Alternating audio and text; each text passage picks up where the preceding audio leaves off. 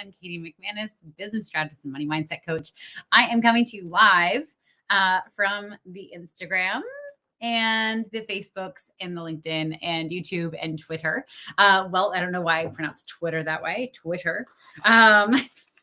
Good evening, everyone. Coming to you live because now earlier than I normally do, because I have a very exciting event that I'm going to at 7 p.m. Lauren Lefkowitz is doing an amazing mastermind. I'm so excited about it. Anyway, coming to you to talk about recovery and rest and self-care, which I have come to peace with this term. I've had a difficult relationship with this term because when I used to hear about self-care, I used to think someone's going to try to make me take a fucking bubble bath. I can't even say the word. I hate it so much. I hate baths. Like I bathe, don't worry. But I don't like the idea that I'm supposed to sit in a tub of hot water and relax. Like that doesn't sound relaxing to me at all.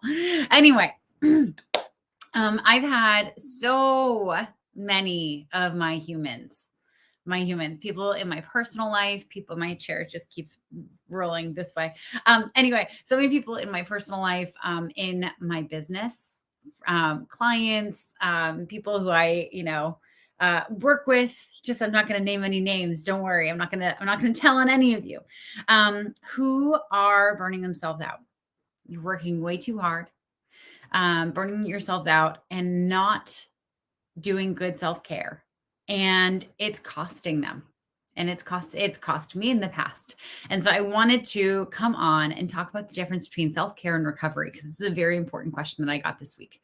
A client asked me, what's the difference? Because I kept telling them, you need to do better self-care. You need to be more diligent about self-care.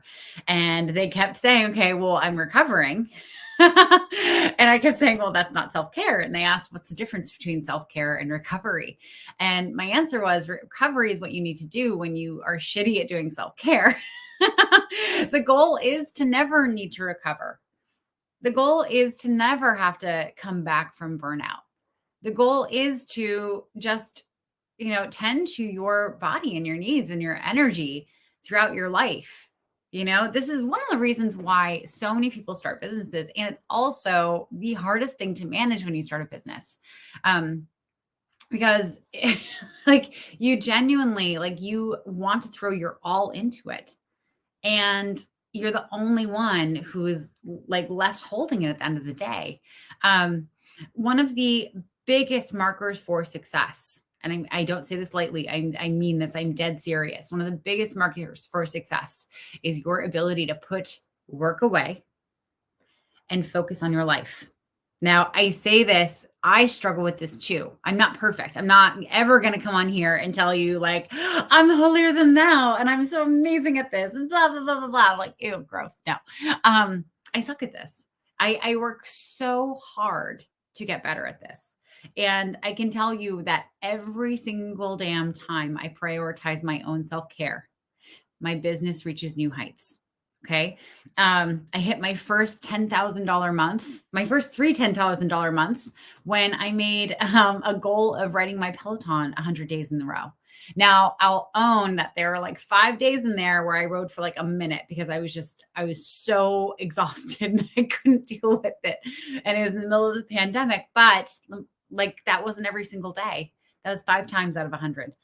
Okay. It's showing up for yourself. It's allowing for yourself to step away in a way that takes your mind and your focus away from your business. Okay. That is the most powerful thing that you can do for your business. When we don't do this, when we don't get good at stepping away from our business, what ultimately happens is our bodies catch up with us. What's that saying? The body keeps the score. So you'll get sick, you'll get injured. And while you're sick and injured, you will feel so much fear and panic because you have never stepped away from your business. And here you are and you feel like garbage and you really just don't have a choice. We have to be so conscious when we're designing our businesses, right? We have to be conscious of designing them in a way that if we do get taken out for a week or so, it's not a big deal. I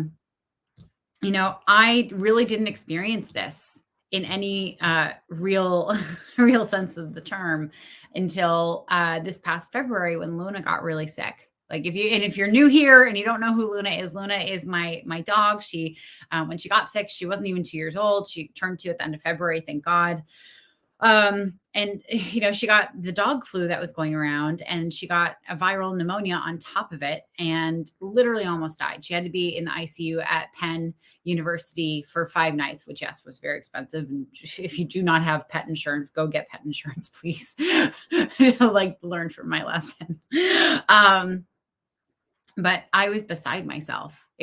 Like, she's my child. She is my baby. She's like my soulmate animal, right? And I canceled everything. I couldn't be in my business. I couldn't do anything. And it felt really good to know that I had put these pieces into place so that when something like this happens, because unfortunately, it's the nature of being human. There are things that are just going to take us out. I was able to not not lose my business, and not fear that I was going to lose my business. There's the thing that we're all afraid of, right? Things going terribly, terribly wrong and like crumbling in front of us, and not having any control over it. And then there's experiencing all the fear before that even happens. Like, how good are we at experiencing fear of something before it ever happens? And usually it never happens, right? I mean, how many times have you woken up from a dream where someone you love died? And like, you kind of have to work through all the emotions of it, even though it didn't really happen, even though you wake up and you're like, oh my God, that was just a dream. Thank God. You might like go around your house, they live with you, and just make sure that they're actually there and breathing. And but you have to work through the emotion of it. It's exhausting. It's absolutely exhausting. And we do this to ourselves in our business all the time. And it doesn't serve us. It is so unhealthy for us. And there's a way to prevent that. And it's honestly being really good and diligent about taking time out from your business. And it's one of those things that if you don't do, like, life will do it for you. That's it. There's no way around it. There's some really good models that I have in my life, who do this really well, where, they, have a tough morning. And so they take the rest of the day off with no guilt. I actually took a portion of today off. I was feeling really energetically drained, and I realized that like I worked way too much over the last couple of days. I've been working on a lot of projects, trying to get things in by a certain time, being really creative. And I had really just kind of like sapped all my energy, and, your energy is one thing, but here's the thing: when your energy gets really low, it stops just being an energy problem and it starts being a nervous system problem, right? Your nervous system starts getting so activated when you are low on energy, when you haven't been taking good care of yourself, when you feel like you have to be on 1,000,000% all the time. It becomes a nervous system problem, because it's like, well, what'll happen if we're not? It genuinely can become a fight, flight, freeze, or fawn. And that is not a healthy place to be operating from. Like, your cortisol levels will shoot through the roof. Once that happens, like, your eating schedule is going to change. You might start feeling sick to your stomach. You might have adrenaline going through your body. You're not going to be good at what you do. I don't know about you guys, but like, I'm not creative when I have cortisol and adrenaline going through my body. No, not at all. Today it was incredible. So like, I literally like just went and like laid in bed for 2 hours in the middle of the day. Didn't nap, just kind of laid in bed, played some music, just sat there looking at the ceiling, relaxed, played on my phone, watched like Instagram reels. And like, all of a sudden, like, I felt better. It was just like, it was like day and night. There was just like this, at one point in these 2 hours, I had this like burst of energy. right? And I'm going through these Instagram reels, and there's this painter that I've followed for a while, and she does these really cool, like, she doesn't paint like people or anything, but she does like this geometric, like, swaths of color, and it's multimedia and it's all stuff. And I'm watching her stuff, and I was just kind of going down the rabbit hole, and I got so inspired that I just went and bought some paint on Amazon. And this paint's going to arrive. It's probably going to be my new hyper focus for a month. But like, that is the difference. Like, if you had asked me what I was inspired to do this morning, I would have been like, drink coffee, drink coffee, and maybe like, answer emails. Is that the right answer? That's not the right answer. That's not something that you're inspired to do. When we rest, we really do tap into those creative reservoirs that we have within us. And that is what makes our businesses so much fun to run. So I wanted to come on and just talk at you and tell you, if you aren't taking care of yourself, okay, this is your devil's advocate to like say, cut that shit out. Now whack my finger at you. Stop it. Stop it. Your body needs this. Your soul needs this. I wish I'd pulled some data before I came live. I'm just going to make it up. Like, if you have cortisol running through your system all the time, it shortens your life. That's known. I don't know by how much. Like I said, I didn't look up the data. And when you don't rest, you cause that cortisol to go up, right? Things that are really helpful for this, designing with your loved ones, telling them, if there's something that they do that activates you, saying, hey, listen, like, can you do this? I've had to do this with my family sometimes, I think we all have, right? Yeah. So you have to take care of yourself. You have to take care of yourself. If you have overstretched yourself, if you've overcommitted, you get to say no. You get to pull back. You get to change your mind. Full permission to change your mind. All right. You are in choice with your life. Okay. You may feel trapped into whatever you've agreed to do. Guess what? You make the rules, babe. You make the rules. You can do whatever the fuck you want. All right. And know that if you make a decision that is meant to protect you, to care for you, to honor your energy and what you have to give the world, that doesn't make you bad. It doesn't make you a bad person. It doesn't make you evil. It just means that you are doing what is best for you. And guess what? That is all any of us can do, right? There's no one person out there who is like concerned about taking care of Katie McManus and concerned that I'm managing my life correctly, right? I want to say that would be nice, but that would also be massively creepy.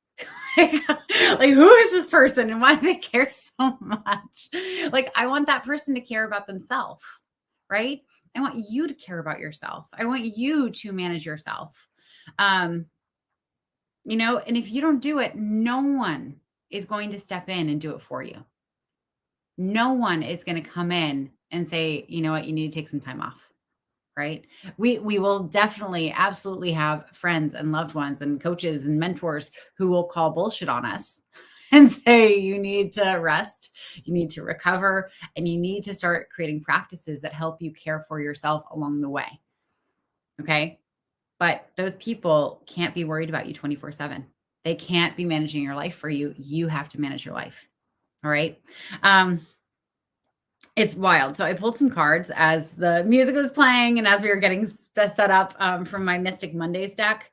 And I'm a little, so I don't normally get like the normal archetype cards, but we got 3, guys. We got the Tower, we got the Lovers, and we got the Wheel of Fortune. All right. So I don't know this deck. Like, I'm not actually a tarot reader. I just like really like pulling them because I think they're so beautiful. And I think the messages are just generally helpful. Right. And sometimes I'm like, oh God, that's super relevant. So I'm going to read the Tower first. This is number 16. Okay. So the Tower, Mars is the planet that is associated with the Tower. Oh God. Okay. So this represents destruction, abrupt change, and lightning.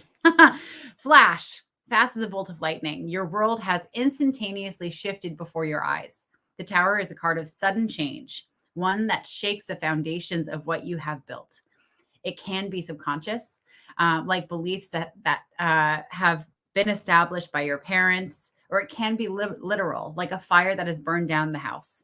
Regardless, the turn of events has split you wide open, cutting to the core of your being. Relevant. Yeah.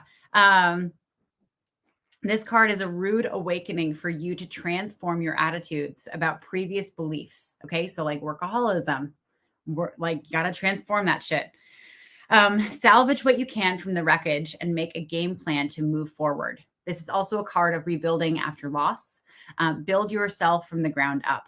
How will you handle this chaotic time? With grace and ease or raw emotion? The choice is yours. With destruction comes creation, so all is not lost. Fuck.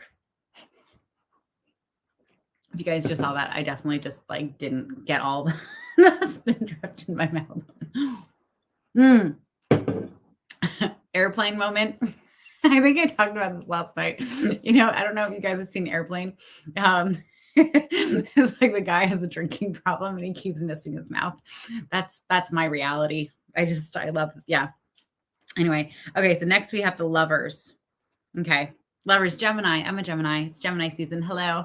Isn't that cute? I love flamingos. I have bed sheets that are flamingos. They make me so happy. And I feel like a child every time I go to sleep with them. All right, so the Lovers obviously represents love, alignment, and choices. Love is in the air. A strong bond between two lovers is flourishing, and it can feel like utter perfection. There's passion, desire, and mutual attraction. And this can often reflect marriage, a soulmate connection, or a super close, intimate relationship. Mind, body, and soul are intertwined, completing each other to feel whole. Besides partners, this could also mean that you are aligning yourself much more closely with your core values. Okay. So this brings us back to self-care and like really taking care of yourself. Choices will be presented to you, testing your assessment of what feels best for you. Stay true to yourself, even if outside noise may say otherwise. Only you know what your true desires are, and only you can make those decisions to be honest with yourself. Your intentions will point you to the path. I'm sorry. The grammar on this one is a little weird. Your intentions will point you to the path of your heart's deepest desires. There's a word in there that shouldn't be there.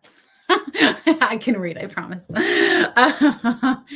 that was the Lovers, right? So we have the Tower, which is all about destruction, things falling apart, and the creation coming out of it. And then we have getting aligned to yourself and taking care of yourself and being kind. And hello, welcome. And next we have the Wheel of Fortune. The Wheel of Fortune is a really powerful card. Isn't that pretty though? Whoever designed these, I need to look up who the artist is because they're just absolutely gorgeous. That is number 10.